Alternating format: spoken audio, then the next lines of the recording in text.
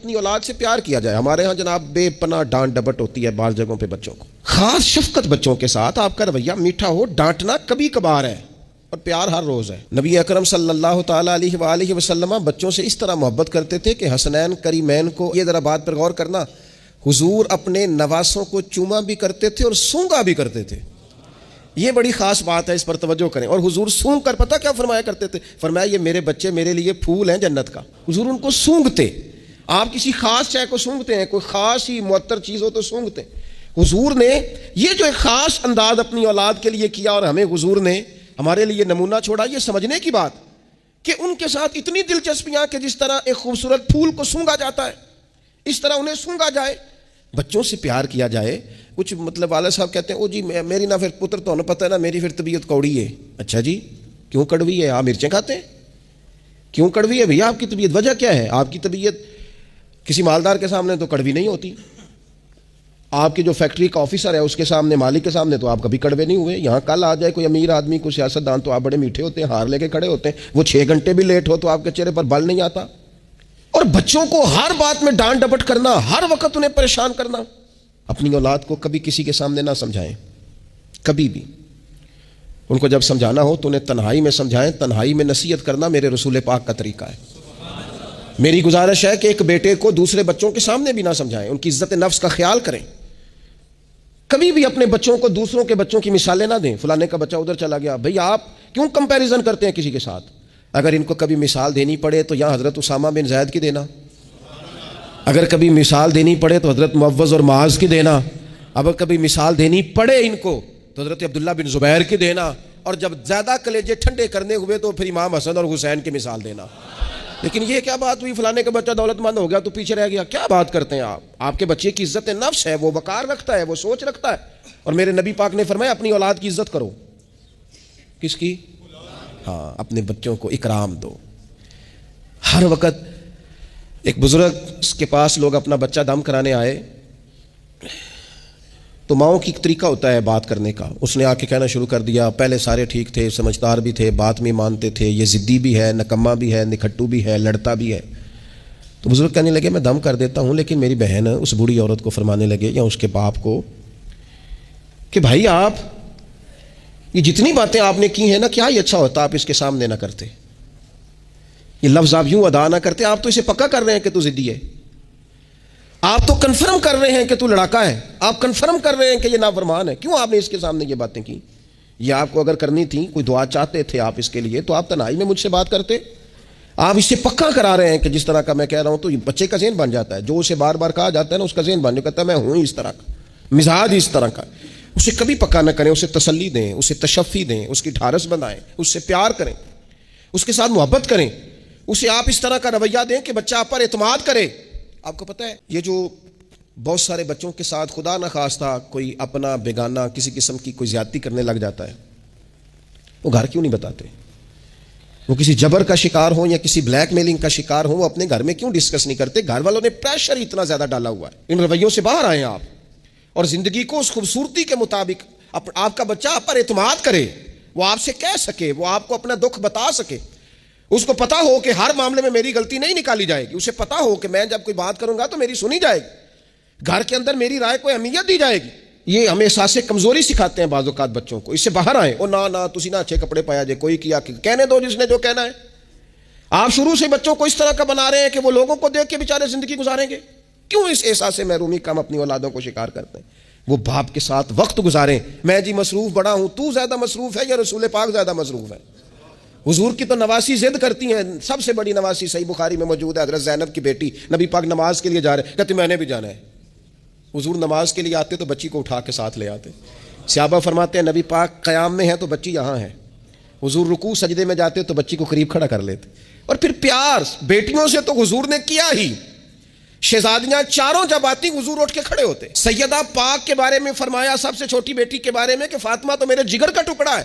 لیکن یہاں بات ختم نہیں ہوئی. نواسوں اور نواسیوں سے پیار. میں نمازی ہوں جی، بچے کو لے جاؤ. میرے رسول پاک پر بچے پیشاب کر دیتے، حضور پانی بہا دیتے. فرمایا پھر کیا ہو گیا ہے؟ میں نے بہت بڑی بات کر دی اگر آپ کی سمجھ میں آئے تو. اور اللہ تعالیٰ شعور دے سکتا ہے. حضور کسی جانور پر سوار ہوتے تھے تو جانور پیشاب نہیں کرتا تھا جب تک حضور سوار رہتے تھے. رب چاہتا تو بچہ کبھی پیشاب نہ کرتا. یہ اتنا بڑا کام اس لیے ہوا کہ تیری اور میری سمجھ میں بات آ جائے. میں قبلہ حضرت صاحب ہوتا ہوں, میں حاجی صاحب ہوں, میں نمازی صاحب ہوں, میں فلاں صاحب ہوں, لہذا بچوں کو لے جاؤ, میں نے نماز. وہ تو زیادہ پاک صاحب ہے, آپ کے اندر کچھ زیادہ رعنائی آ گئی ہے کہ آپ اپنی اولاد کو وقت نہیں دے پاتے. رسول پاک علیہ السلام کا لہجہ اور انداز, قربان جائیں, یعنی بچوں کو نا مزہ آئے. ساری دنیا سے پیسے لیے ہیں انسان نے, کمائیاں کی ہیں, جائیدادیں بنائی ہیں, بڑے بڑے اس کو پرافٹ ہوئے ہیں, لیکن ساری زندگی دادی کے 10 روپے بھولتے ہی نہیں. وہ جو دادا سے لڑ کے لیے جاتے تھے 5 روپے, وہ بھولتے ہی نہیں.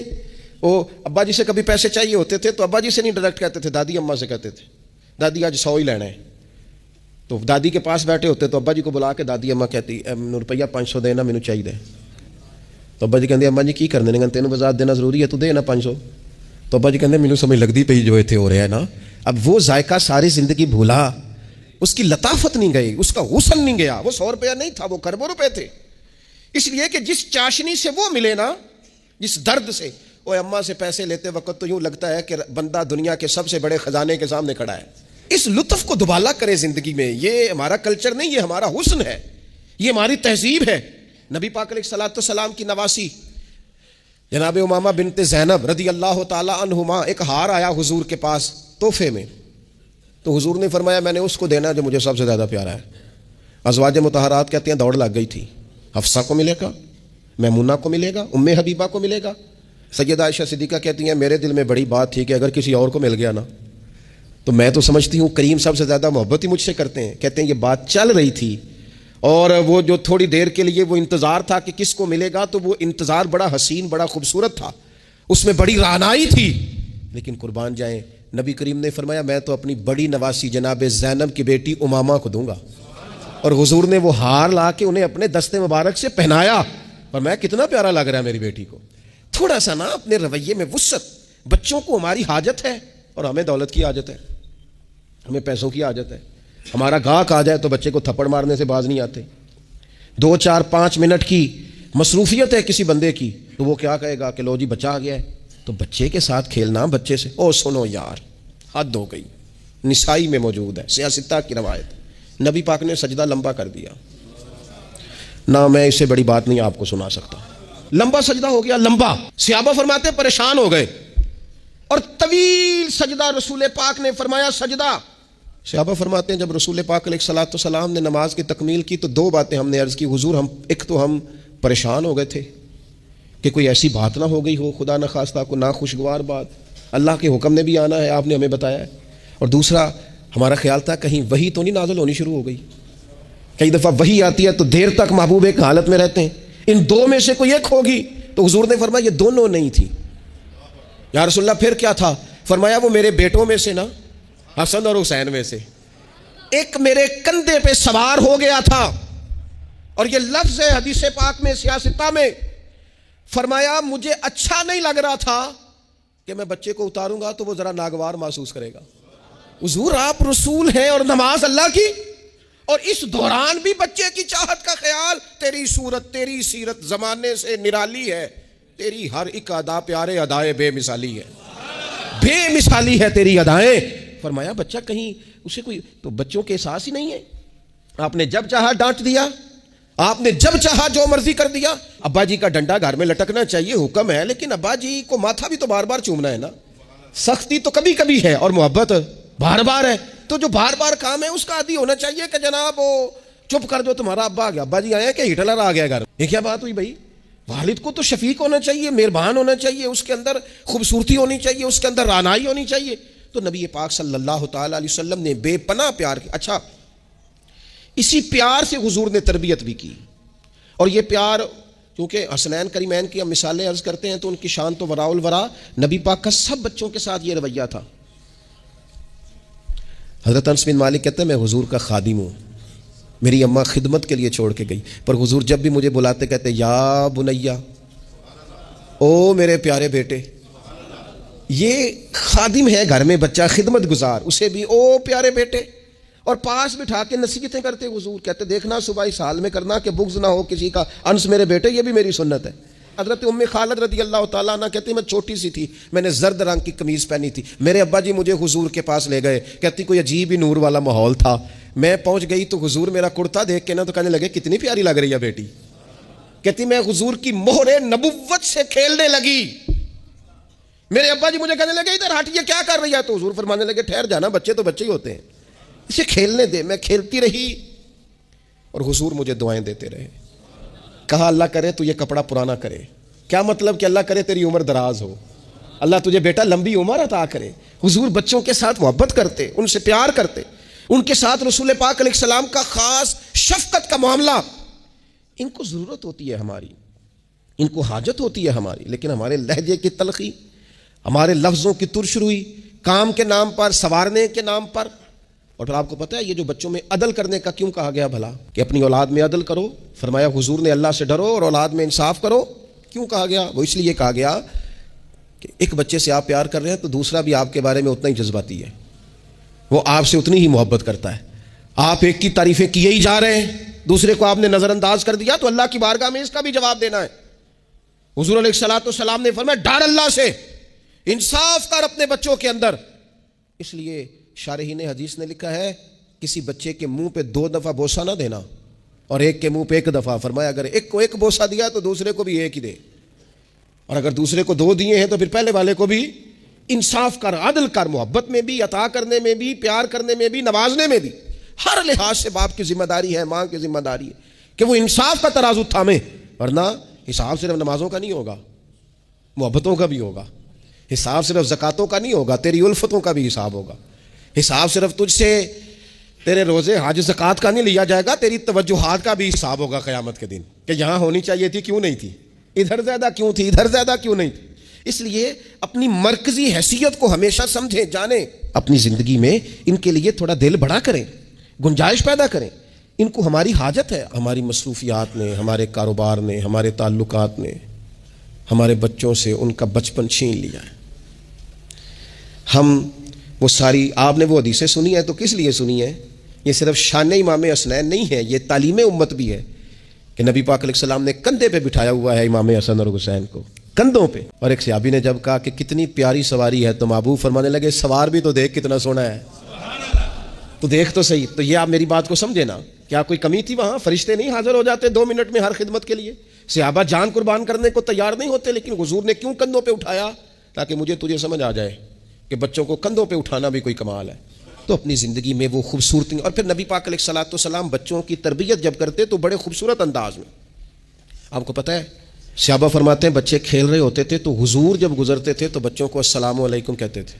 نبی پاک بچوں کو سلام کرتے، حضور فرماتے ہیں السلام علیکم، بچوں کو سلام کرتے اور پہل کرتے سلام لینے میں. آپ بچوں کو سلام کرنا شروع کر دیں، امید ہے بچے بھی سب کو سلام کرنا شروع کر دیں گے. لیکن یہ شکوہ کرنا کہ لو جی میں اتنا بڑا بزرگ آدمی ہوں، میں اتنا بڑا پڑھا لکھا ہوں، میری یہ شخصیت ہے، آپ نے مجھے سلام ہی نہیں کیا، یہ تو مفت کا رٹا ہے. حضور بچوں کو سلام کرتے تاکہ بچوں کو السلام علیکم کی سمجھ آ جائے. یہ بچوں کو سکھائیں، انہیں یاد کرائیں، اور اس کا طریقہ یہ کہ آپ ان کو سلام لینے میں پہل کریں، آپ ان کو سلام کہیں. ہاں، سکھانے کے لیے آپ ان سے مطالبہ کر سکتے ہیں کہ یار میں نے سلام کہا ہے، تمہیں جواب دینا چاہیے تھا، ہم نے کیوں نہیں دیا؟ تاکہ ان کو سمجھ آ جائے کہ یہ السلام علیکم اور وعلیکم السلام یہ ایک سنت ہے. پھر اللہ کے پیارے رسول صلی اللہ تعالی علیہ وسلم بچوں کو چھوٹی چھوٹی چیزوں کے آداب سکھاتے. حضور تشریف فرما تھے تو ایک بچہ اندر آ گیا، السلام علیکم کہہ کے داخل ہو گیا. تو محبوب کریم نے بڑی محبت سے، بڑے خوبصورت لہجے میں فرمایا بیٹا واپس جاؤ، پہلے اجازت لو، پھر سلام لو، جب اجازت مل جائے پھر اندر آنا. اس لہجے میں اتنی خوبصورتی تھی کہ اس بچے کے دل کی گہرائی تک میں سمجھتا ہوں بات اتر گئی ہوگی. وہ واپس گئے، انہوں نے جا کے اجازت مانگی، اجازت ملی اور سلام لے کے وہ دروازے رسول پہ حاضر ہو گئے. بچوں کے ساتھ خاص محبت، خاص دلچسپی. ایک دفعہ میں حرمین شریفین حاضر تھا، میرے بالکل سامنے اگلی صف میں نماز کا ٹائم ہو جاتا ہے جب، تو آہستہ آہستہ لوگ زیادہ آنے شروع ہو جاتے ہیں، تو زیادہ رش ہو رہا تھا، لوگ زیادہ جمع تھے. تو ایک بزرگ تھے تو وہ اپنے داماد سے، ان کی گفتگو سے اندازہ ہوا، میں نے کان تو نہیں لگائے ہوئے تھے لیکن بزرگ غصے میں بول رہے تھے تو بول ہی اونچا رہے تھے ذرا. تو وہ کہہ رہے تھے اپنے داماد سے کہ بیٹا تو ہے تے جوائی ہیں، اب تینوں میں گل کرنا مناسب تے نہیں سمجھدا، پر یہ کہ بچے تو آپ نے میرے ذمہ لگا دیے، وہ مجھے نہ عبادت کرنے دیتے ہیں، نہ قرآن پڑھنے دیتے ہیں، نانا نانا کہہ کے میرے پیچھے بھاگتے رہتے ہیں. تو میں حاضر ہوں لیکن تھوڑا سا نا ان کو سمجھائیں اور قائل کریں، یہاں آ کے مجھے ذرا اللہ اللہ کرنے دیں. تو وہ بچہ معذرت خانہ انداز میں اپنے سسر کو بزرگوں کو تھوڑا سا قائل کرنے کی کوشش کر رہا تھا کہ چلیں اب خیال کریں گے، ہم کہتے تو بڑا ہیں کہ ہمارے ساتھ آئیں لیکن وہ آپ کے پیچھے جاتے ہیں، کریں کیا؟ تو اب مجھ سے نہ رہا گیا، میں نے ان سے کہا بزرگوں مناسب تو نہیں لیکن آپ بولے اونچا ہے تو سون صاحب نے لیا ہے، آپ کی ذاتی بات ہے، اگر اجازت دیں تو ایک جملہ کہہ دوں۔ تو پلٹ کے میری طرف دیکھ کے کہنے لگے مولوی صاحب آنکھو۔ تو میں نے ان سے کہا بڑے خوش نصیب نہیں، اس مسجد میں بیٹھ کر نواسوں کا خیال رکھنا اور ان سے پیار کرنا یہ تو مدینے والے رسول کا طریقہ ہے، اور این سعادت بازور بازو نیست تان بخشندہ خدائے بخشن۔